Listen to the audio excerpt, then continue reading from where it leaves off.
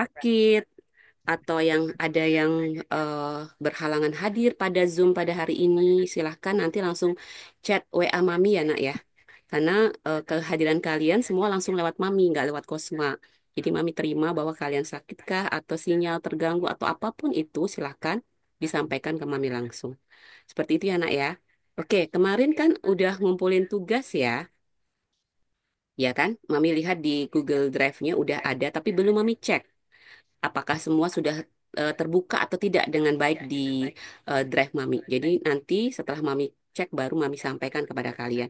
Yang pasti kalian sudah mengetahui apa saja yang akan kita sampaikan atau kita pelajari pada hari ini karena kalian sudah membuat resume tersebut. Masih ada juga yang bertanya, resumenya seperti inikah Mami? Seperti itukah Mami? Ya, Mami minta kalian membuat resume atau ringkasan yang ada di dalam buku gembong tersebut dengan bentuk mind mapping dan konsep mapping. Jadi seperti apa itu? Yaitu adalah cara kalian dalam membantu berpikir suatu materi yang kita hubungkan dengan apa yang dikaji di dalam materi-materi tersebut.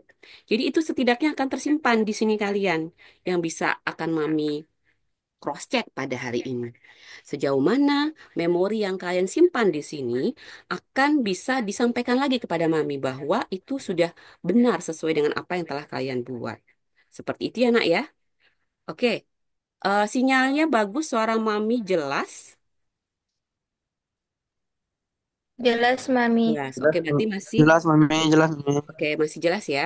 Kalau jelas berarti bisa Mami share screen untuk gambar di depan. Gambarnya kelihatan nggak?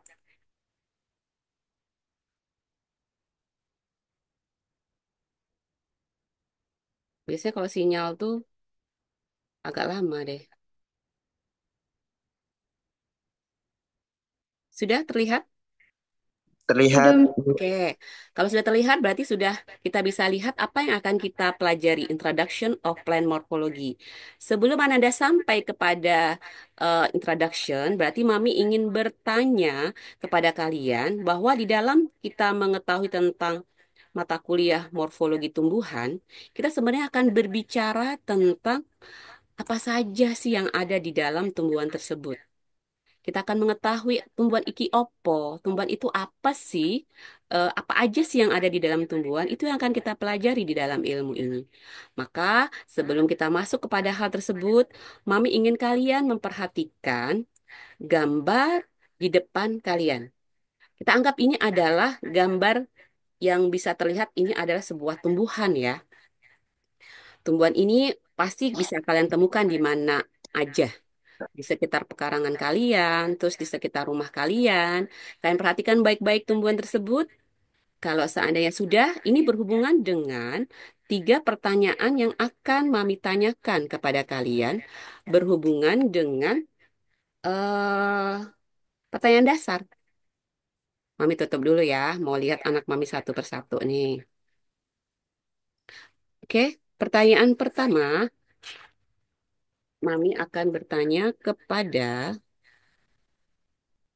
siapa ya kelompoknya ini ya? Rezam Alfikru. Yang mana namanya Rezam?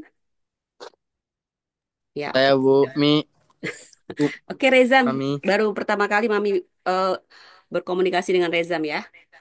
Rezam, Mami ada tiga pertanyaan nih. Ya Tapi Mi. kamu cukup satu aja. Rezam bisa sampaikan ke Mami, tumbuhan yang Rezam lihat tadi, bisa nggak sebutkan organ-organ apa aja yang ada dalam tumbuhan yang Rezam lihat? Seperti rantingnya Mami. Ya, ranting itu bagian dari apa? Bagian dari Dari bagian dari bah, bat, batang. batang. Oke, kalau kita Batang. bicarakan ranting, berarti kita bicara tentang batang. Nah, sekarang kalau kita bicara dalam ilmu morfologi tumbuhan, kita bicara tentang nama ilmiahnya batang. Namanya apa, Rezam? Tahu nggak? Nama ilmiah dari batang.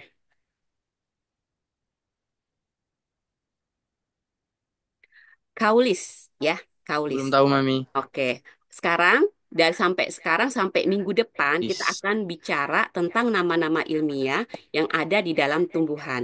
Jadi kalian harus sudah sampai di sini, nggak besok udah apal di luar kepala. Kalau kami ngomongin tentang batang, kita nggak ngomongin batang lagi, tapi kaulis, caulis, namanya kaulis.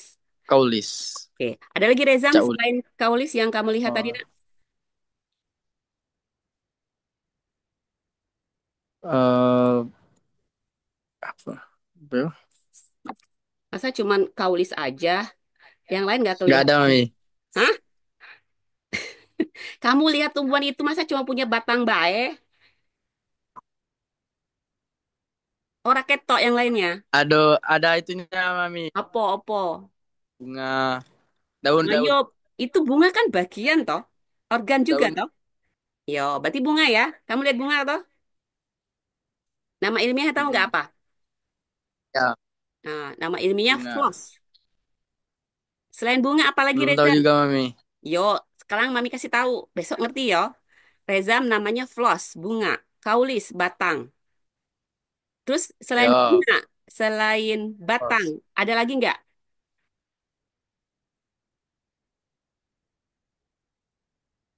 Eh, Kayaknya baru pertama deh kamu lihat tumbuhan ya. bunga tadi apa? Masa masa baru dua organnya bisa disebutin?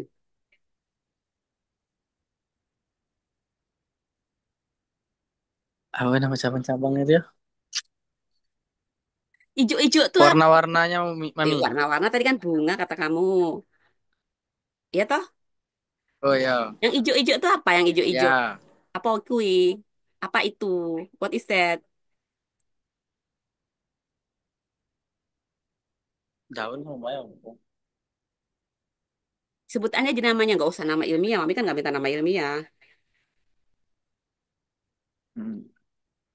Di belakang Mami nih ketok arah. Eh, Di belakang nih kelihatan apa nih? Ini yang ijo-ijo ini apa? mana sih? Daun, Mami. Iya itu. Itu gemes nggak Mami sama kamu? Jadi kan kelihatan tuh organ-organ yang kamu sebutin. Kelihatan nggak bagian organ yang namanya akar? Rezam, kelihatan nggak tadi gambar Mami yang ada gambar bunga tadi? Apa? Yang itu akar kelihatan nggak? Enggak, Nggak ada. Berarti nggak kamu sebutin ya? enggak, Nggak kamu sebutin ya? Berarti yang kelihatan tuh enggak. kaulis, floss, sama Daun folium. plus Folium. daun belum Ya, daun itu folium. folio. Sudah? Udah ngerti? Aduh, kalau udah Belum. batuk, Mami nggak bisa minum nih.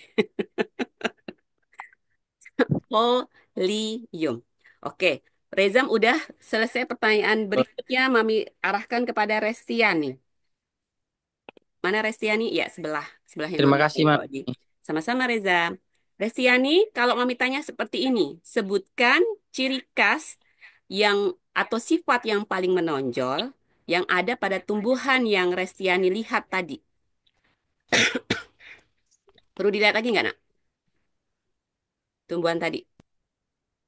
Kamu udah tahu kan tumbuhan itu? Ada nggak ciri khas atau sifat yang menonjol yang bisa kamu sampaikan pada Mami?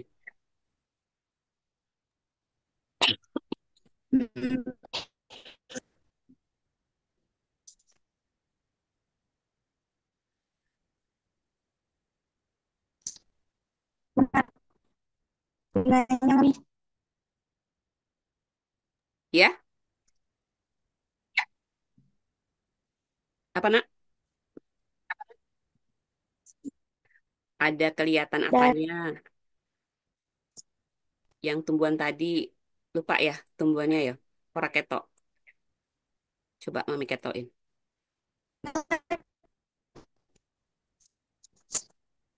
Nah, bisa nggak kamu sampaikan eh, ciri khas itu disebut juga sifat yang paling menonjol yang ada pada tumbuhan. Nah, Ananda bisa sampaikan nggak secara sekilas melihat bahwa tumbuhan ini ada ciri khasnya loh. Ciri khasnya apa, Restiani?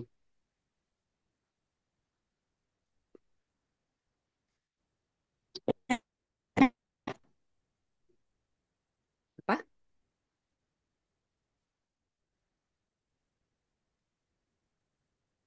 Misalnya nih, dari warna-warnanya ini apa nih? Bagian-bagian yang terlihat nih memiliki warna yang cerah. Kan nggak semua bunga juga memiliki memiliki warna yang cerah seperti ini kan? Ya nggak sih? Ya. Nah, itu contoh. Mami bantu jawab ya, Restiani. Nah, sekarang kalau Mami tanya, yang kamu lihat ini, yang warna pink-pink ini, sebenarnya itu bunga atau bukan? Bukan. Ya, Restiani, kalau Mami tanya itu, kamu jawabnya apa? Yang warna pink-pink ini, atau ungu ya, kalian lihat di situ, ini sebenarnya bunga atau bukan? Bunga, Mami. Bunga ya, ya sudah. Itu jawaban dari Restiani. Yang ketiga, pertanyaan terakhir. Erna Sari ada? Erna Sari. Nah, ini paling bawah nih. Erna nggak bisa tampil video ya, nak ya? Kayaknya sinyal ya, nak ya. Tapi suara kamu kedengaran nggak ya? Kalau Mami tanya seperti ini, Erna. Erna bisa sebutkan nama ilmiah dari tumbuhan yang Erna lihat tadi. Tahu nggak nama ilmiah atau nama Indonesianya deh? Nama lokal yang bisa Irna sampaikan.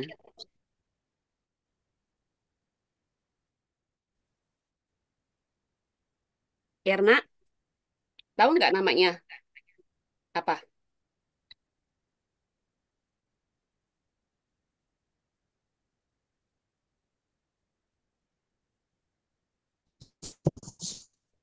Tanya Erna ini lagi ke anu ya, terbatasan sinyal sepertinya.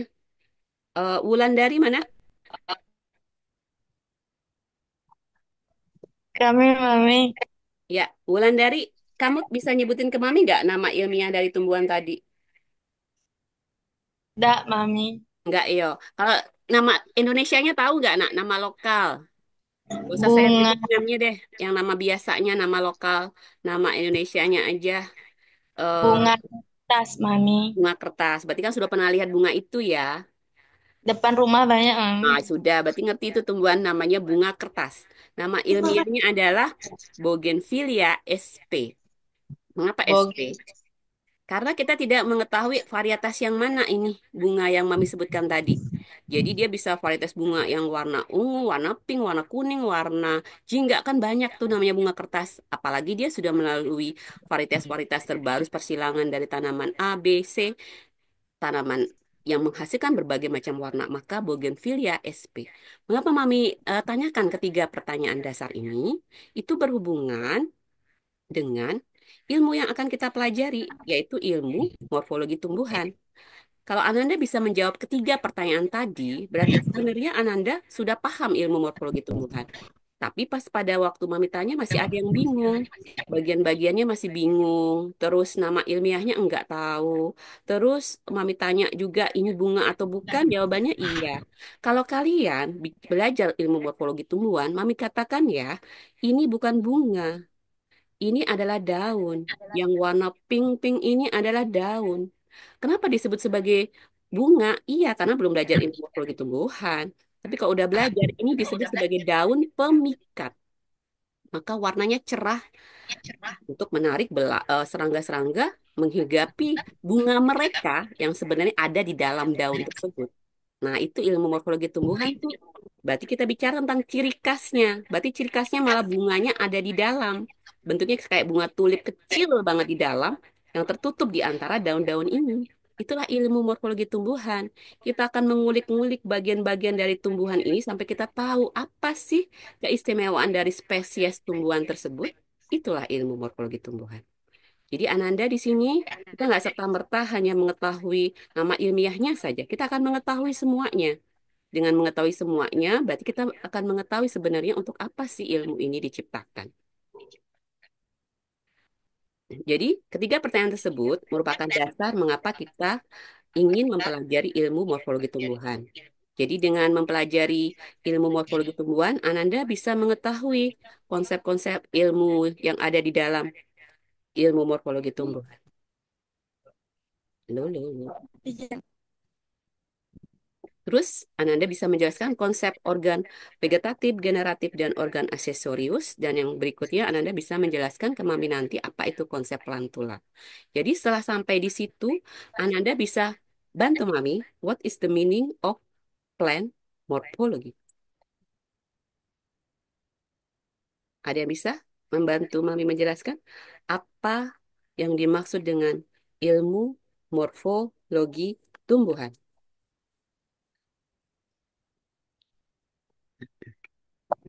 Di sini, di kelas Mami itu, silent is not gold. Jadi kalau kalian nggak banyak bicara, Mami malah nggak kenal kalian tuh. Tapi kalau kalian banyak bicara, menjawab pertanyaan, Mami akan mengetahui kalian 17 anak Mami ini aktif di dalam kelas Mami. Jadi interaksi itu ada. Ya sekarang kan Mami panggil satu-satu nih. Tapi nanti kalau Mami bilang, ayo berbicara, berbicaralah. Nah sekarang berbicaralah kalian. Karena masih banyak nih yang belum bicara nih. Yang ngerasa belum Mami panggil-panggil itu kan bisa bicara. Istilahnya membantu Mami menyampaikan konsep ilmu. Apakah ini dimaksud dengan ilmu morfologi tumbuhan? Izin menjawab, Mami. Siapakah Dinda? Maulidina, Mami. Maulidina. Oke, Ananda Mauli. Panggilnya siapa? Maulidina? Tasya, Mami. Tasya. Oke, panggilannya Tasya ya. Oke, Tasya, silahkan Tasya. Jelaskan ke Mami apa itu ilmu morfologi tumbuhan. Ilmu morfologi tumbuhan adalah ilmu yang mempelajari struktur, bentuk, dan susunan dari tubuh tumbuhan itu sendiri. Oke, ilmu yang mempelajari bentuk, struktur, tubuh dari tumbuhan itu sendiri. Oke, siap. Mami tampung ya. Tasya, terima kasih. Selanjutnya ada lagi yang mau bersuara. Ada Mami, Siapa tuh? Resti Yani? Amelia, Oh, salah Mami nggak. Amelia, Amelia. Oh, Hori Nisa. Panggilan siapa, nak? Amel Mami. Amel. Oke, Amel. Apa itu yang dimaksud dengan ilmu morfologi tumbuhan?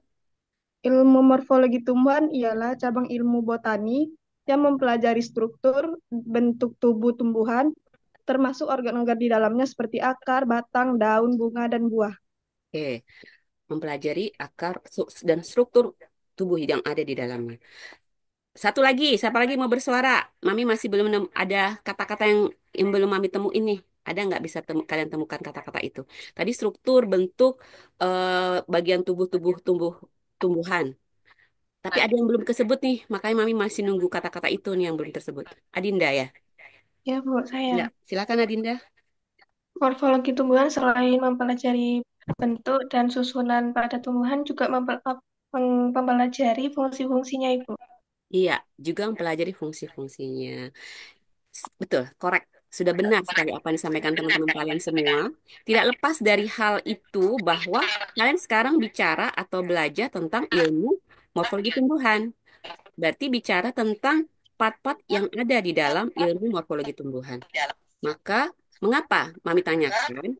Ada juga yang menjawab seperti ini, mempelajari bagian dalam anatomi tubuh tumbuhan. Itu Mami salahin. Kenapa? Karena kita nggak bicara konsep bagian dalam. Kita nggak bicara tentang konsep bagian dalam tubuh tumbuhan. Kita hanya bicara konsep bagian luar tubuh tumbuhan. Yang bisa terlihat dengan mata, bisa kalian rasakan, bisa kalian raba.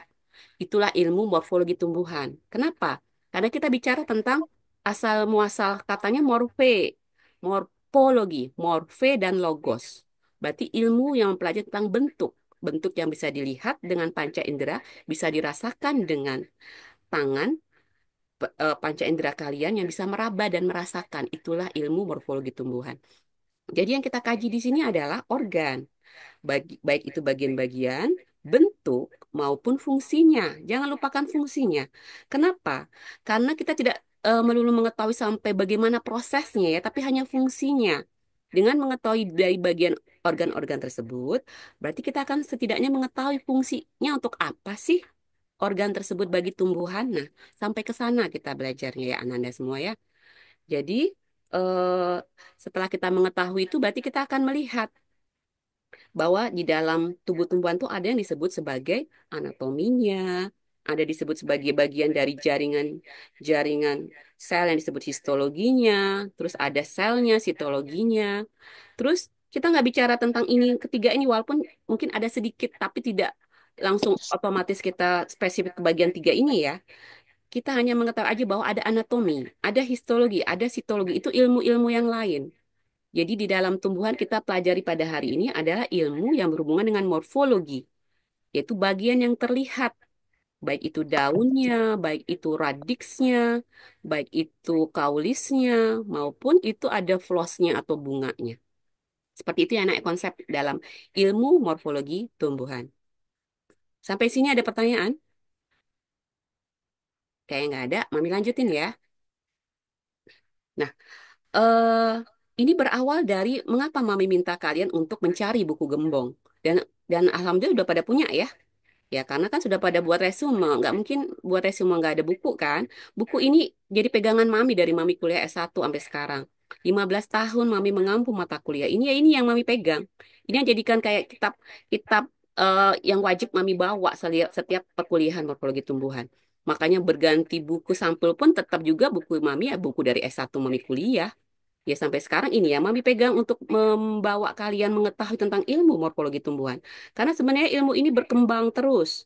Tapi setiap dari dasar dari tumbuhan ya tetap ada di dalam ilmu morfologi tumbuhan. Dan kita tidak lepas dari ahli-ahli pakar-pakar botani yang ada sebelumnya di peradaban Arab Islam. Kita bicara tentang sejarah peradaban Islam, ada yang namanya Ad-Jinawari, ada yang namanya Al-Qalanisi, ada namanya Ibnu Asuri, semua berbicara tentang tumbuh-tumbuhan, keanekaragaman hayati berupa tumbuhan yang ada di muka bumi. Dan ini semua menjadikan rujukan bagi para pakar-pakar botani yang ada sekarang berpendapat bahwa tumbuhan-tumbuhan itu sebenarnya kalau dibilang ada miliaran jutaan jenis kalau dipelajari semua, saking banyaknya. Kalau dia tidak berada di dalam suatu bentuk ilmu, maka tidak akan bisa mempelajari yang namanya tumbuhan saking banyaknya. Dan kalau kita bilang ada jutaan spesies tumbuhan yang ada di muka bumi. Dan para ahli-ahli botani ini sudah membantu dalam membuat buku-buku yang ada sekarang. Jadi semua itu tidak terlepas Ananda semua dari kajian surah yang ada. Jadi Ananda masuk ke UIN ini tujuannya adalah untuk mempelajari itu bahwa kita berada di dalam sains, yang bicara tentang alam, bicara tentang ilmu alam, yang berhubungan dengan kajian Al-Quran yang ada di dalamnya. Dalam surah Al-An'am ayat 99, yang menyatakan bahwa telah ditumbuhkan segala macam tumbuhan. Situlah kita sebagai manusia difungsikan untuk mempelajari semua yang ada. Dari apa yang dihasilkan dari tumbuhan, dia menghasilkan buah, biji, terus kayunya, batangnya, semuanya itu dihasilkan untuk apa? Kalau seandainya Mami tanya seperti ini, kan kemarin Mami tanya biologi umum ya, dasar dalam mempelajari mata kuliah morfologi tumbuhan. Kalau Mami tanya, apa sih manfaat kalian mempelajari ilmu biologi umum? Pertanyaan Mami seperti itu.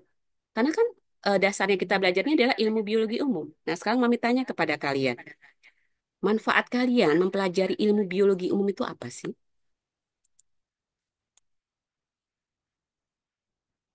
Apa, nak? Ada yang bisa jawab?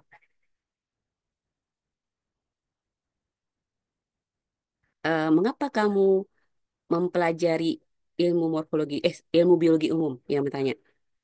Untuk apa sih? Apa sih Untuk manfaatnya? memahami kehidupan, Mami. Untuk memahami kehidupan. Dinda, setelah Dinda memahami kehidupan, apa yang Dinda dapatin? Banyak, Mami. Ya, apa contoh? Tentang apa sih cara hewan berkembang biak. Cara hewan berkembang biak. Setelah itu, ada lagi?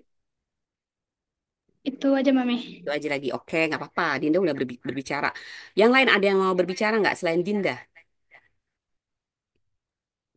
Amel, Mami, Ya, Amel. Gimana, Amel? agar bisa lebih mengenal tentang lingkungan, Mami, cara menjaga lingkungan, Agar bisa cara lebih mengenal makhluk hidup lingkungan, berinteraksi dengan lingkungannya. berinteraksi dengan lingkungannya. Oke.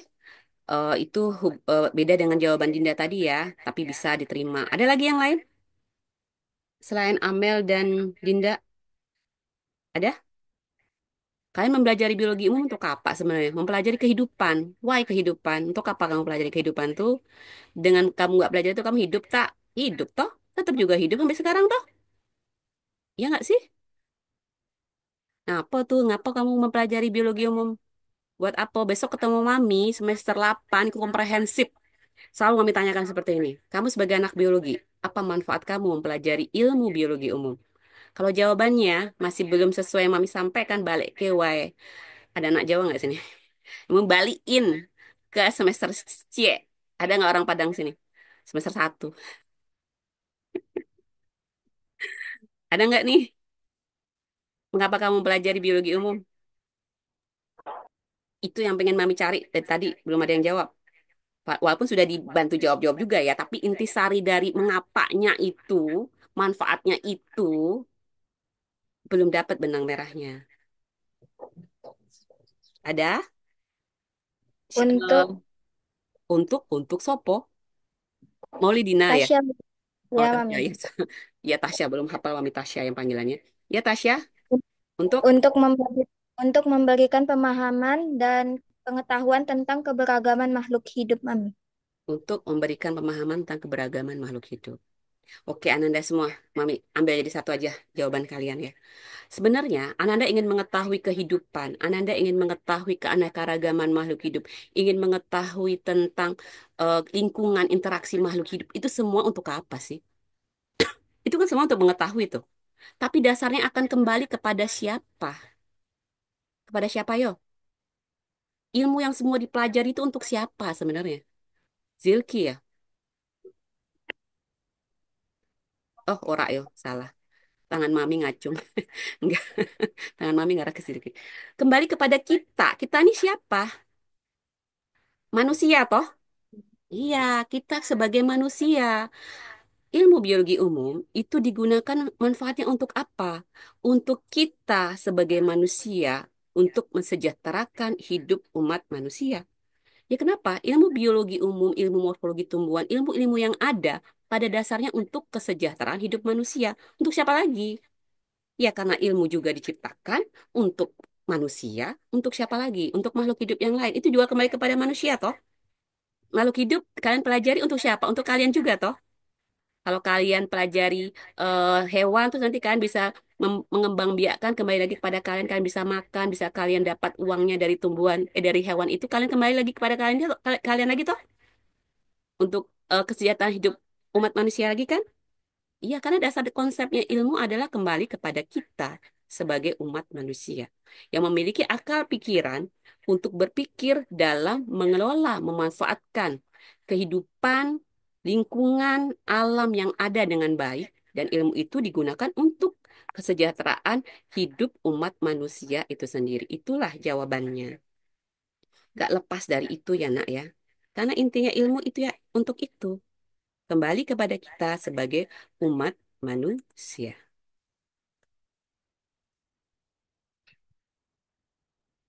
Ya, Ananda, jadi kita tidak lepas dari kajian hal ini.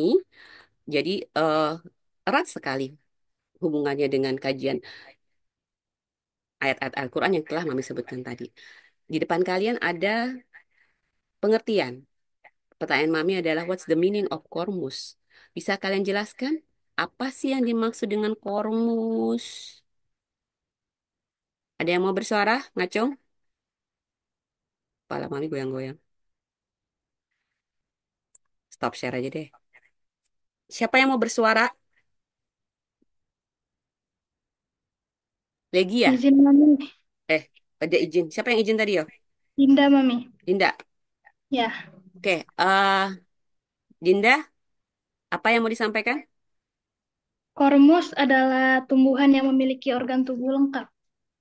Kormus adalah tumbuhan yang memiliki organ tubuh lengkap. Oke, ini Ya. Dinda atau Adinda ya? Oh, Dinda Dinda Irhamna. Mami. Dinda Irhamna. Karena ada Adinda lagi nih. Dinda panggilannya siapa? Dinda. Mami. Ya, berarti Dinda. yang Adinda panggilannya Putri ya? Dinda juga Ibu ada. Hmm. Hah, jadi kalau mau panggil Dinda yang jawab Adinda, bingung toh? Berarti di sini Dinda, Dindanya sini, ini Putri aja yo. Kan nggak ada yang namanya Putri Iya, toh selain Adinda. iya, Narano Ibu. berarti ini Putri, ini Dinda. Gak apa-apa yo Dinda selama kelas Mami be. Biar Putri, Adinda Putri ini tidak terbalik-balik sama Dinda di sini yo. Iya, Mami. Oke, Mami tampung jawaban Dinda. Ada lagi yang mau bersuara? Adinda mau bersuara? Adinda. Putri, Ada, kamu Mami. mau bersuara? Ada, Bu. Sopo? Ada, Mami. Yo, Zil Sopo? Zilki, Zilki. Mami. Yo, Zilki. Silky, Bu. Yo, Zilki, Zilki. Hormus adalah istilah untuk tumbuhan yang bagi-bagiannya dapat dibedakan dengan jelas yaitu akar, batang, dan daun. Akar, batang, dan daun. Bagian-bagian dari tumbuhan yang dapat dibedakan bagian tubuhnya, akar, batang, dan daun. Oke, satu lagi. Sopo? Saya Mami. Adinda. Putri. Putri, yo. Iya Mami. Ya, Kalau berdasarkan buku Gembang Morfologi Tumbuhan, kormus merupakan tubuh ini wong tumbuhan Jawa yang iki ketok, ngono iki dengan ketok. nyata Orang tuanya orang Jawa memperlihatkan yo. Adinda Putri. iya, iya Mi. Iya, mau udah hafal logat orang Jawa nih, Nak. Salam buat orang tua ya. Jadi Putri mengatakan bahwa buku Gembong mengatakan bahwa Kormus merupakan tubuh tumbuhan yang dengan nyata memperlihatkan diferensiasi atau perbedaan dalam tiga bagian pokok, yaitu pertama batang atau kaulis, kedua akar atau radix, dan yang ketiga itu daun atau folium. Oke, berarti kalau kalian bicara tentang kormus, sebenarnya kita bicara tentang tubuh tumbuhan yang dapat dibedakan bagian fungsionalnya. Itu sudah disampaikan oleh teman-teman kalian bahwa kalau kalian mengatakan kormus itu tubuh tumbuhan. Tapi yang mana? Yang dapat dibedakan bagian fungsionalnya. Nah, kalau sekarang kita bicara tentang tumbuhan apa aja sih yang bisa dibedakan bagian fungsionalnya? Ada radix, kaulis, sama folium. Tiga bagian tersebut ya yang ada dalam kormus. Berarti tumbuhan-tumbuhan yang terlihat jelas bagian fungsional itu hanya ada pada tumbuhan Kormopita yang terdiri dari Pteridopita dan Spermatopita yang disebut sebagai tumbuhan Kormopita. Jadi kalau kalian bicara tentang konsep kormus, berarti kan harus mengetahui bahwa tubuh tumbuhan yang dapat dibedakan bagian fungsionalnya, yaitu ada tiga, radix, kaulis, dan folium. Akar, batang, dan daun. Jangan keluar dari ini ya. Kenapa? Karena ketiga bagian tersebut dimiliki oleh tumbuhan Kormopita. Apa kui? Berasal dari kormus, Kormopita. Kormus itu ini tadi, tiga tadi yang kita sebutkan. Berarti dia terlihat pada tumbuhan dengan golongan Pteridopita dan Spermatopita. Kita tidak bicara tentang tumbuhan Bryopita, tumbuhan jamur. Kita nggak bicara tentang itu, karena mereka tidak memiliki struktur lengkap seperti ini. Tapi kalau untuk tumbuhan Pteridopita dan Spermatopita, kita bisa mempelajari kormopitanya, karena dia memiliki bagian lengkap seperti ini. Itu kajiannya. Oke, yang berikutnya, udah terjawab kormus? Ada tiga pertanyaan nih, siap-siap. Ada organ vegetatif, organ generatif, dan organ aksesoris. Apakah yang dimaksud dengan organ vegetatif? Mami tanya aja ya. Legia Irianti. Ya, Legia panggilnya siapa? Gia aja, Mi. Gia aja. Oke, Gianya aja yang dipanggil ya. Gia, organ vegetatif tahu nggak? Nah, itu apa?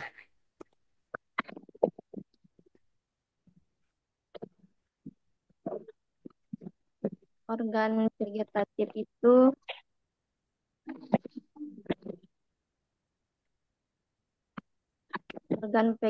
itu pada tumbuhan adalah akar, batang, dan daun, Mi. Akar, batang, dan daun. Organ vegetatif itu sebenarnya organ untuk apa sih, Nak? Kenapa kamu Untuk sebutkan itu akar, batang, daun? Mengapa disebutkan radix, caulis, sama folium? Dia berfungsi untuk? fungsinya untuk mendukung pertumbuhan tumbuhan, Mi. Iya, fungsinya untuk mendukung pertumbuhan tumbuhan. Legia, salah. Gia, kalau Legia melihat tumbuhan itu tidak punya akar, bisa hidup nggak? Tidak, Mi. Oke. Kalau dia nggak punya daun, bisa hidup nggak? Bisa, Mi. Kadang-kadang mati juga toh. Maksudnya dia bisa survive sampai lama. Dia nggak punya daun kan cuma pada musim tertentu aja. Misalnya tumbuhan jati nggak punya daun wajar karena dia kan lagi mengalami proses adaptasi. Tapi kok mami bilang selamanya dia nggak punya daun hidup nggak? Enggak, Mi. Nggak, ya wes. Kalau dia nggak punya yang namanya batang, kaulis, hidup nggak? Maaf, Mi. Kurang jelas, Mi. Oh, nggak jelas, ya wes. Berarti yang disampaikan oleh Gia itu benar. bahwa kalau organ vegetatif, organ yang berfungsi untuk mendukung pertumbuhan. Kalau Mami tanya jangan kebalik-balik ya. Kenapa? Karena organ vegetatif ini organ dasar, organ yang wajib ada di dalam tubuh tumbuhan. Mengapa? Karena kalau nggak ada ketiga organ ini, dia akan mati, nggak bisa bertahan hidup. Kenapa? Karena kan memang kondisinya dia dilengkapi oleh organ-organ fungsional tadi, radix, caulis, folium. Tiga hal tersebut disebut sebagai organ vegetatif, organum nutritivum, atau organ dasar. Itulah yang disebut sebagai organ vegetatif, organ caulis, radix, folium. Ya tidak bisa digantikan dengan organ yang lain.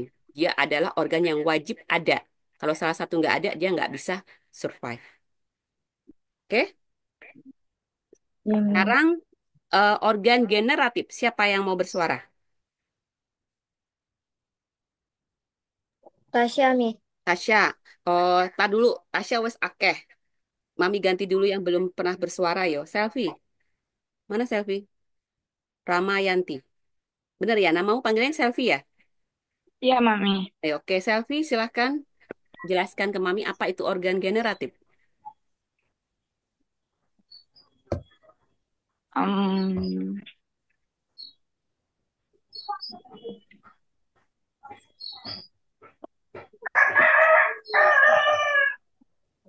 organ bagian tanaman yang berfungsi sebagai alat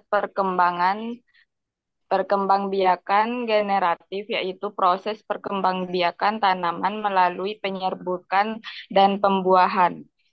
Oke, kalau seandainya eh, Ananda mengatakan seperti itu, dia berfungsi untuk perkembangbiakan. Itu disebut sebagai contohnya organ-organ apa aja, nak? Organ apa saja yang ada di dalam Em, organ reproduksi tersebut? Contohnya Ya, di di bunga, Mami. bunga floss. Ya, Ya, namanya floss. Ya, ada lagi? buah Buah fructus, sama biji, Mami. biji semen. Floss, fructus, semen. Itu Ya. bagian-bagian organ yang disebut sebagai organ generatif. Betul yang disampaikan oleh Ananda tadi, Selfie, bahwa dia tumbuhan yang berfungsi untuk perkembangbiakan, yang berfungsi sebagai organ reproduksi, maka disebut sebagai pelengkap. Bukan pelengkap, sekunder, organ sekunder. Nah, kalau Mami tanya, apakah tumbuhan kalau nggak punya bunga, dia mati? Jawabannya, Hmm, mati nggak kalau nggak punya bunga? Mati. Loh, kok Sesuai dengan oh, tanah sebentar dulu konsep nih konsep. Kalau tumbuhan yang nggak punya bunga, rumput nggak punya bunga, dia hidup nggak? hidup. Nah, berarti kan bunga itu nggak Sesuai dengan selalu ada dalam tumbuhan kan? Nah, konsep itu yang harus kalian pegang. Mengapa disebut sebagai organ degeneratif? Dia hanya sebagai sebut organ sekunder, bukan organ dasar. Jadi kalau nggak ada organ tersebut, tumbuhan masih bisa survive sebenarnya. Seperti rumput yang nggak ada bunga tuh, mereka masih hidup aja seperti itu. Contoh ya, so ada juga tumbuh-tumbuhan yang tidak memiliki bunga juga masih tetap hidup kan, walaupun tanpa bunga. Karena kan tidak melulu mereka berkembang biak dengan kawin. Ada juga aseksual dengan batang, dengan stek. Itu juga bisa tumbuh kan, walaupun tanpa bunga. Maka konsep generatif itu hanya sebagai organ sekunder. Seperti tadi fruktus, flos, biji, semen. Itu kalau nggak selalu tumbuhan berbuah juga masih bisa hidup toh. Nggak selalu harus dia punya buah, nggak selalu harus punya biji, tapi masih bisa hidup. Itu konsep organ generatif. Ya, paham ya? Beda sama organ vegetatif ya. Nah, sekarang yang terakhir, organ aksesoris atau organum accessorius. Itu apa? Naufal, mau bersuara nggak?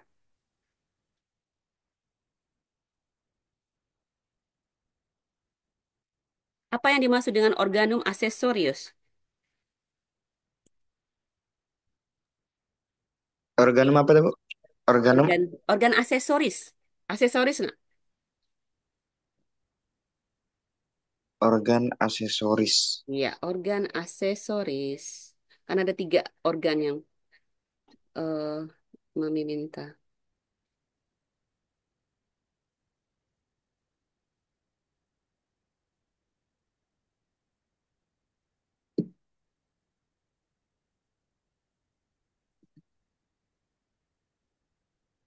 Or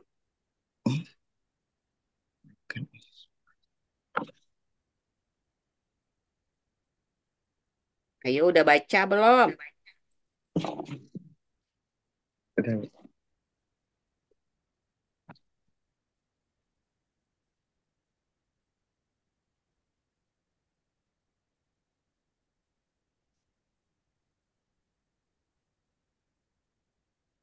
Organ aksesoris adalah organ tambahan yang mendukung fungsi utama suatu sistem dalam tubuh, tetapi bukan organ utama dalam sistem tersebut, Bu.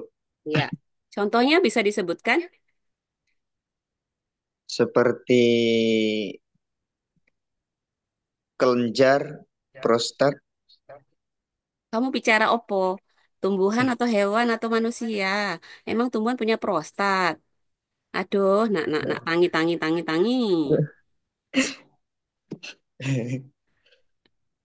Kok ono kelenjar? Tumbuhan punya kelenjar, po. nggak ada. Ra oneng. Kok iso? Ndi gue? Keluar bahasa Jawa Mami lah. Ayo nafal, tangi, tangi gue, tangi oh. Yang disebutkan tadi betul ya. Novel mengatakan tentang apa sih pengertian dari organ aksesoris, yaitu sebagai organ pelengkap. Kalau nggak ada organ itu, ya tumbuhan masih survive. Bisa kita sebutkan sebagai ciri khas. Yang Mami tanya tadi itu ciri khas atau sifat yang menonjol. Bisa jadikan sebagai identifikasi untuk mengident suatu tumbuhan, bahwa dia memiliki organ ini nih, sebagai pembeda dengan tumbuhan lain. Maka disebut sebagai organum accessorius, sebagai pelengkap. Misalnya nih, Mami manusia ya. Mami pakai bros nih. Ini kan sebagai hiasan toh. Kalau Mami nggak pakai bros, Mami mati nggak? Ora toh? Masih urip toh? Enggak. Nah, iya, itu sama dengan tumbuhan. Dia hanya sebagai hiasan aja, sebagai pelengkap, sebagai tambahan aksesoris. Maka kalau nggak ada organ itu di tumbuhan, dia masih hidup kok. Nggak mati kok. Kecuali kalau Mami sebut organ vegetatif. Kalau nggak ada akar dia mati, nggak ada batang dia mati, nggak ada daun dia mati. Nah, kalau organ aksesorius dia masih hidup, masih survive, masih bertahan sampai abad keberapa. Yang penting ketiga itu masih ada, ya. Itu nak konsep. Bedain ya. Jadi contohnya apa aja tuh organ-organ yang ada dalam organ aksesoris pada tumbuhan, bukan pada hewan, pada manusia, prostat ini Akar, manusia. Hah? akar. Oh, balik ke mana lagi? Apa kui akar? Akar tuh udah mami bilang tadi. Akar itu kan organ vegetatif, Noval. Jadi kalau organ vegetatif nggak bisa disebutin lagi dong. Dia kan hanya organ pelengkap. Di buku Gembong udah dibaca belum? Resumenya piye? Ada nggak Lam. lali yo kowe yo? Oke, mami panggil lagi sek liyane. Radika Indriani. Ono ora? Ada. Ini Bu, Ya, bisa ada bantu si Noval nak. Ben Noval melek. Eh, melek. contohnya rambut atau bulu, Rambut sisik, dan atau bulu. lentisel. Nama ilmiahnya rambut Pilus, pilus, kacang Garuda. Pilus ya, rambut atau bulu. Pilus, kacang Garuda. Lanjut, sisik, sisik. Itu nama ilmiahnya. lepis. Nah, Mami paling nggak suka kalau anak-anak Mami pakai lepis yo. Kalau pakai lepis, Mami bilang kalian manusia bersisik. Mau pakai sisik yo. Jadi lepis, LEPIS, lepis itu sisik. Nah, pada tumbuhan itu tidak semuanya punya sisik. Ada lagi nak? Lentisel, Nah, lentisel. Apa itu lentisel atau lentikulus? Itu sama. Ada tahu nggak pengertiannya lentisel? tidak Umi. Nggak tahu ya. Ada yang tahu Ananda? Yang Radika menyebutkan lentisel. Ada yang ngerti nggak lentisel itu apa? Ada yang tahu nggak lentisel itu apa? Biar teman-temannya pada paham juga nyebutin organnya, tapi tahu itu apa sih lentisel. Kan kita belajar di sini baru nih. Kalau bulu udah tahu ya, rambut pada tumbuhan ada tuh, bulu-bulu pada daun tuh ada tuh, kelihatan. Tapi kalau lentisel, lentikulus itu apa? Pernah lihat nggak? Izin Mami, Siapa tuh? Dinda. Dinda. Ya, Dinda. Lentisel itu celah kecil atau pori-pori pada batang.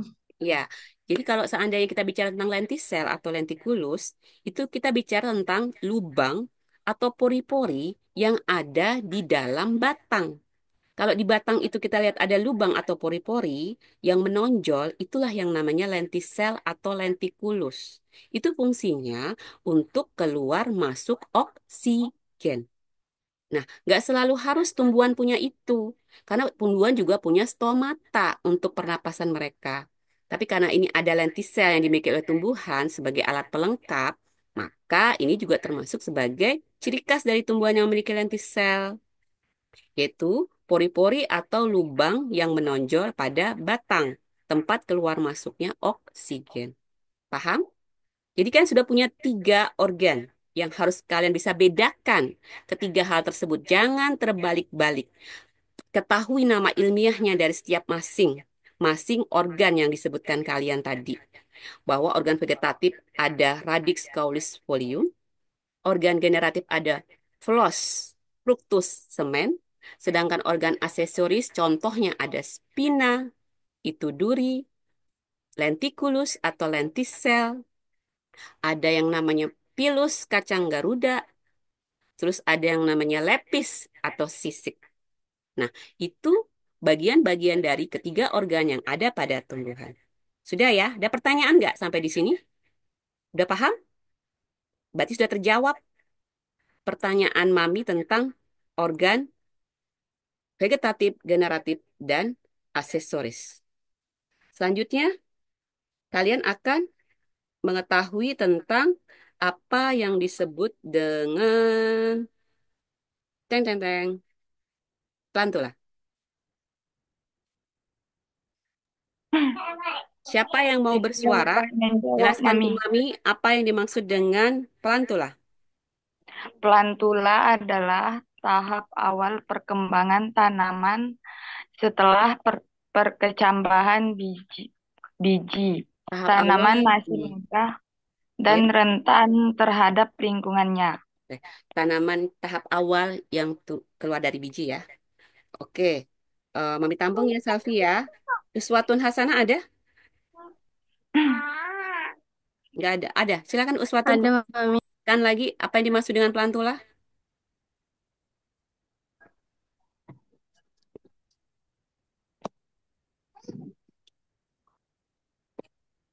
Pelantula ya, Mi. Iya, plantula nak.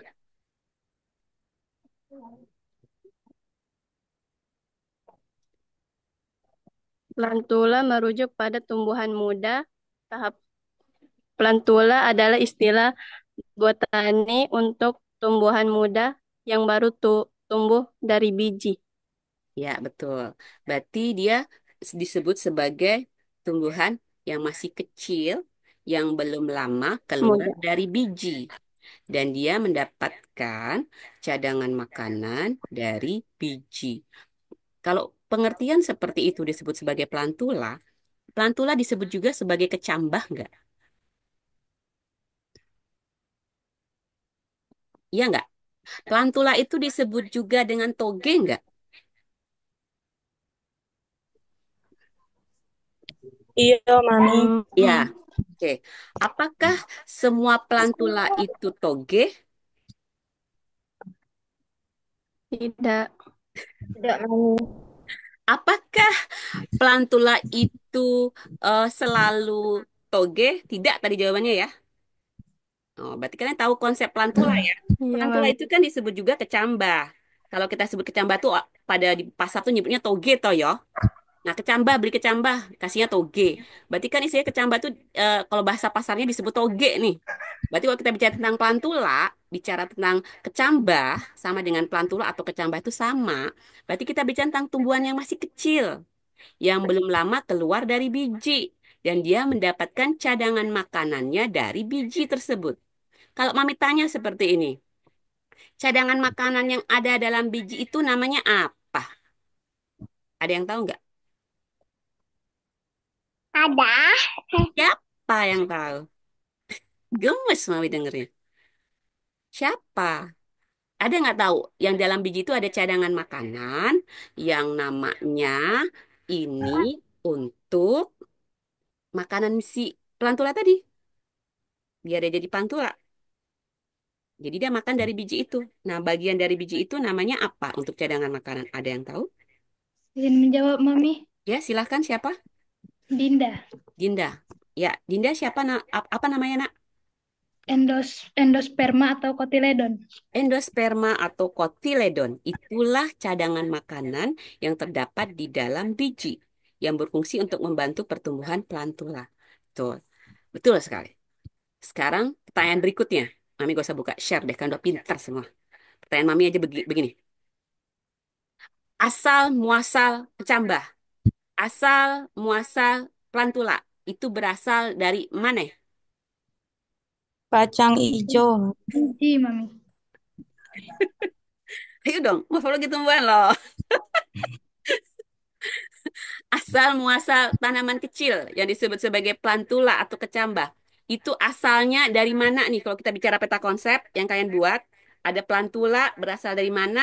Ini nanti dia berasal dari mana lagi? Yang paling bawah berasal dari mana? Nah, kayak gitu tuh kita buat peta konsep. Jadi asal muasal kecambah tuh bisa kelihatan dari mana asalnya dia. Sekarang Mami tanya, dari atas tuh plantula tuh, dia sudah jadi tanaman kecil. Dia berasal dari mana plantula itu? Dari Dari biji, Mami. dari Oh, biji. biji itu, di dalam biji itu ada apa? Namanya apa? Ada ambibisi, Mami. No, no, no. Itu proses. Hah? Proses. Mami nggak bicara tentang proses. Mami bicara tentang organ yang ada di dalamnya yang bisa membentuk plantula tersebut. Ada yang bisa nemu di gembong? Radikula, Mami. No, no, no, no. Embrio. Iya. Siapa kui? Cepat matanya Bulan baca. dari Ayo, cepat cepat ah. Kalau sama Mami cepat bacanya, cepat matanya dapat. Mana yo jawabannya iko ang iko lah. Itu kue poin toh. Jadi, plantula itu berasal dari embrio. Embrio itu lembaga, nama lainnya. Jadi kalau seandainya Mami tanya seperti ini, embrio atau lembaga berasal dari mana?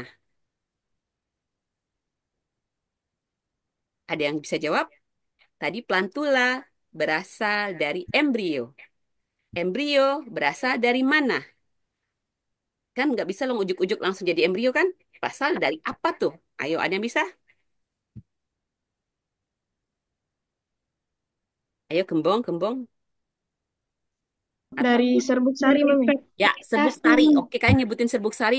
Mami terima deh. Serbuk sari itu berarti kan gamet jantan atau betina? Betina. Betina. Nah, balik ke lo yo. Jantan, Mami. Jantan, Jantan, benang jantan, sari, Mami. serbuk sari Iya. itu jantane. Kita bicara tentang Sel tumbuhan telur. loh, beda sama manusia, punya sperma, punya sel telur. Nah, kita bicara tentang tumbuhan, berarti kita bicara tentang gamet jantan yang namanya serbuk sari. Alatnya benang sari. Nah, serbuk sari itu gamet jantannya. Gamet betinanya apa?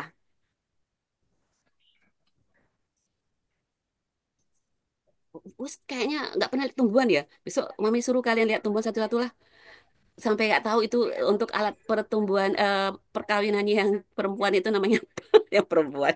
Yang gamet betinanya namanya apa? Bu, Benang sari, Mami.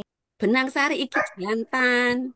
Betinane Kepala putik, Mami. putik, kepala putik. Kalau kalian ketahui ada yang namanya putik dalam bunga tersebut, berarti itu adalah alat kelamin jantan.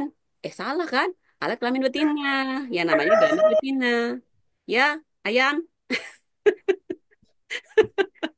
Jadi pertemuan antara gamet jantan dan gamet betina, ini yang hilang nih. Akan menjadi apa? Itu yang belum kejawab. Kalian tadi jawabnya langsung ke bawah. Yang tengah-tengah hilang. Mami nanya itu sebenarnya. Pertemuan antara gamet jantan dan betina, yaitu serbuk sari dan putik tadi, itu akan menjadi apa? Baru jadi embrio, baru jadi plantula. Nah, yang tengah-tengah tuh hilang. Kalian jawab apa kalau Mami tanya seperti itu? Fertilisasi atau pembuahan, Mami. Itu prosesnya, bentuknya, wujudnya, produknya itu apa? biji dan buah. No?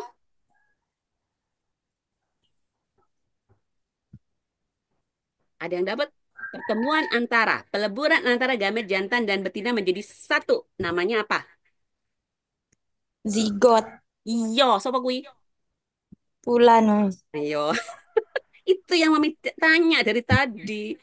Zigot itu yang sebenarnya menjadikan embrio, bukan ujuk-ujuk langsung muncul yang namanya serbuk sari. Lah kok hilang zigote, kok ora ono. Nah, itu dia. Jadi ada yang namanya zigot untuk pertemuan antara gamet jantan dan gamet betina. Begitu ya, Nak ya? Paham ya? Dari mana asal kecambah? Coba diulas lagi, Naufal.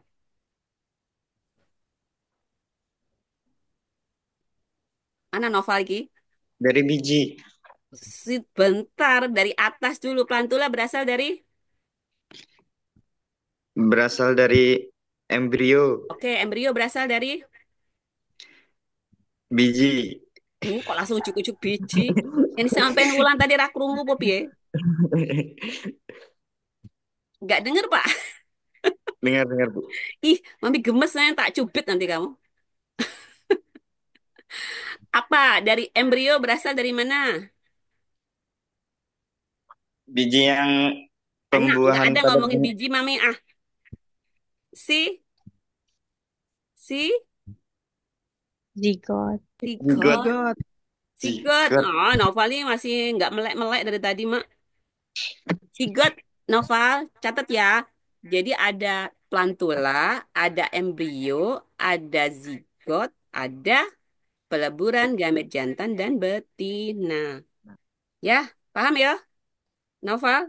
Ingat ya, besok Mami kalau ada pertanyaan-pertanyaan berhubungan dengan materi minggu lalu, Mami tanyakan lagi loh ya. Jangan sampai Ya, Bu. lupa.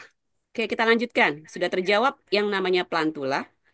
Berarti kita bisa lanjutkan kepada hal berikut berhubungan dengan kecambah. Jadi tuh konsep kecambah itu kita bicara dari yang kecil-kecil dulu, nggak usah bicara yang besar-besar dulu kalau kita nggak tahu yang kecil. Jadi yang kecil ini kita bicara konsep dari mana asal muasal pantula, seperti kita ketahui adalah dia berasal dari yang namanya pertemuan peleburan gamet jantan dan betina. Jadi gamet jantan itu yang disebut sebagai serbuk sari dari benang sari dan betina itu putik dari kepala putik. Di sini ada gamet betina, di sini ada gamet jantan. Dan di situ dia akan melebur, melebur menjadi satu yang disebut sebagai zigot. Nah, zigot ini adalah pertemuan antara gamet jantan dan betina yang menjadi satu menjadi zigot dan kemudian akhirnya membentuk yang disebut sebagai embrio. Sama dengan siklus hidup yang menjadi embrio di mana-mana embrio dulu. Makhluk hidup itu akan menjadi embrio. Manusia juga embrio, terus hewan juga embrio, tumbuhan juga embrio, sama-sama kan? Berarti kan intinya peleburan itu akan menjadi yang namanya embrio. Baru dia akan menjadi yang namanya plantula atau yang kalian sebut sebagai kecambah.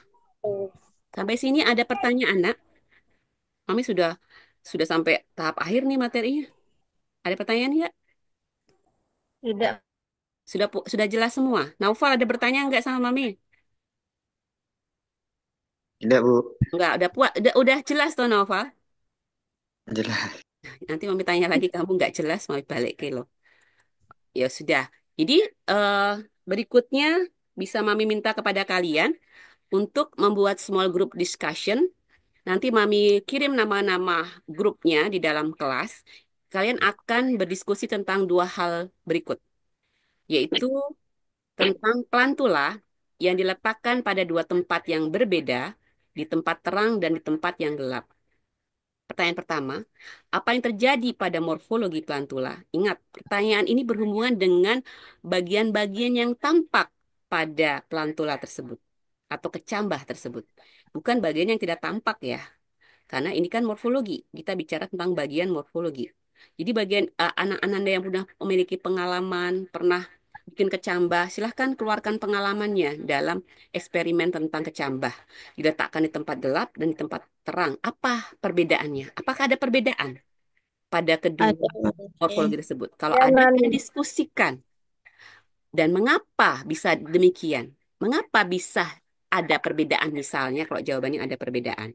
Nah itu kalian diskusikan di selembar kertas dan bisa dikumpulkan dalam waktu 1 minggu ini, 1 hari sebelum perkuliahan kedua dimulai. Karena perkuliahan kedua kita mulai dengan materi radix, maka Mami tambahkan soal ketiga. Ini soalnya baru 2 ya, soal ketiga. Gambarkan perbedaan. Catat ya, Mami nggak ada nyatat soalnya masalahnya di sini. Gambarkan perbedaan radiks dikotil dan monokotil. Ini gambar ya. Jadi soal nomor 3 kalian tambahkan sendiri. Nanti kalian jawab bersamaan dengan tugas yang ada di dalam small group discussion ini. Dan seperti biasa, dikumpulkan satu hari di dalam Google Drive dalam bentuk PDF, tulisan tangan kalian di dalam kertas, satu lembar kertas atau berapa lembar kertas, boleh. Nanti PPT ini Mami share di grup ya, biar biar kalian bisa baca juga isi PPT hari ini ya nak ya. Oke, Ya, Mami. sampai di sini ada pertanyaan? Mami izin bertanya. Siapa yang bertanya? Mau Lidina, mau Tasya? Ya, Tasya silahkan. Jadi tugasnya per kelompok ya, Mami? Ya, nanti setelah ini Mami kan sudah dikirimin nama-namanya satu kelas nih, ada 17 orang. Berarti nanti ada nama-namanya yang Mami sampaikan untuk bekerja sama di dalam kelompok tersebut.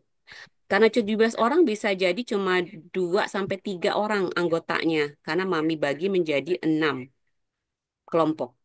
Dah, Ya. untuk sementara kelompok ini yang akan kita pakai dalam setiap diskusi di dalam tugas kelompok apapun itu secara online ini. Ya, jadi nanti apakah berlanjut sampai besok setelah online kita lihat saja.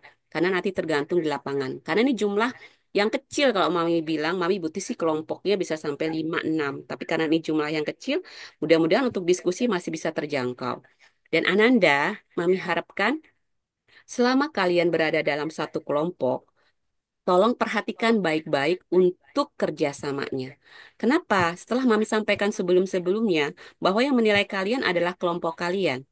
Apabila dalam satu kelompok ada anak yang nggak mau kerja sama, nggak mau tahu sama sekali dengan tugas yang diberikan, silakan coret saja namanya pada waktu tugas tersebut dikumpulkan. Berarti kan tidak ada sumbangsi sama sekali nama Ananda tersebut di dalam kelompok tersebut. Kalian punya kuasa kok dalam kelompok untuk melakukan hal tersebut. Tapi di sini kalian sudah harus bersikap atau belajar bagaimana bersikap. Kalau kalian sudah berusaha untuk menggapai tapi mereka nggak mau, ya sudah bukan kuasa kamu lagi. Tapi ada juga yang seperti ini, ah aku ngerjain sendiri aja udah bisa kok tanpa kamu. Nah itu nggak boleh juga, egoisnya kayak gitu harus dihilangkan nih dari sekarang. Tapi kalau kamu udah berusaha menggapai temannya dalam satu kelompok tapi mereka acuh, cuek, nggak mau tahu, ya silahkan. Berarti kamu sudah mulai untuk usahamu sendiri bahwa teman kamu nggak mau tahu tentang tugas yang ada. Jadi yang nilai bukan Mami, yang nilai adalah teman kalian. Jadi pada saat Mami lihat ada tugas masuk dan di situ namanya ada yang sendiri, ada yang berdua, ada yang bertiga, tapi tetap ngumpulin, berarti kan Mami lihat kerjasamanya seperti apa. Seperti itu ya nak ya. Jadi harap perhatikan baik-baik dengan nama-nama yang Mami sebar nanti di dalam grup kalian. Bekerja samalah dengan baik, bertanggung jawablah dengan tugas-tugas yang diberikan. Mami di sini memberikan tugas kalian, terimalah sebagai ibadah. Karena kalian lagi belajar. Jangan dianggap itu berat, jangan dianggap itu adalah beban, tapi lewati aja. Lama-kelamaan nanti lama-lama udah selesai kok mata kuliah dengan Mami. Nggak ada lagi tugas-tugas yang lain. Dan tersebutkan bahwa nggak sadar udah selesai tugas ini ya, nggak sadar sudah selesai tugas ini ya. Ya itu anggap saja sebagai cara kalian untuk belajar. Ya nak ya, niatkan dalam hati, ikhlaskan dalam hati, itu semua tujuannya adalah untuk ibadah. Seperti itu nak ya. Ada lagi pertanyaan selain ini tadi? Ya, Ya, Mami. cukup? Ulan? Sudah? Naufal? Pesangi? Wes cukup, Bu. Oh, cukup. Oke. Wong Jowo ya, kowe. Ya udah, kalau seandainya tidak ada lagi pertanyaan, nanti ketemu aja di share di grup. Jadi bisa kalian pahami isi dari materi pada hari ini. Tidak sulit materi hari ini karena kita hanya berhubungan dengan konsep. Kalau kalian sudah tahu konsep, berarti kan bisa membedakan apa yang ada di dalam apa yang kita pelajari tentang Introduction of Plant Morphology. Terima kasih Anda semua sudah hadir pada hari ini. Mohon nanti sampaikan ininya, isi dari absen pada hari ini Ananda, Naufal, sampaikan di grup ya. Oke, Mami bisa tutup ya perkuliahan kedua hari ini dengan ucapan Alhamdulillahirabbil alamin. Sebenarnya kita masih sampai jam 11 ya, 11 lebih ya. Tapi kan ini diskusi juga mengambil waktu kalian untuk menyelesaikan ya. Tapi kan Mami kasih waktu 1 minggu, satu hari sebelum hari Senin. Jadi hari Minggu dikumpulkan.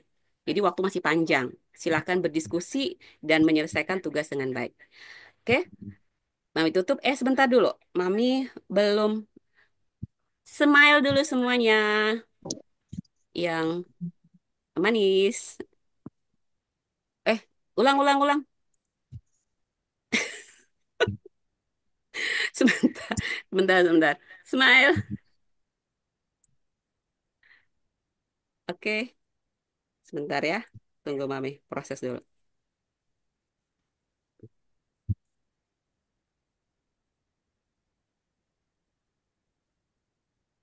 Oke, bisa? Mami tutup ya, nak ya. Assalamualaikum warahmatullahi wabarakatuh. Waalaikumsalam. Waalaikumsalam Warahmatullahi warahmatullahi wabarakatuh. Sampai berjumpa lagi minggu depan ya, nak ya. Mudah-mudahan puasanya masih lewat, lewat, masih dilaksanakan dengan baik, masih kuat semua, sehat-sehat semua. Wabarakatuh. Bye-bye Ananda semua, see you, see you.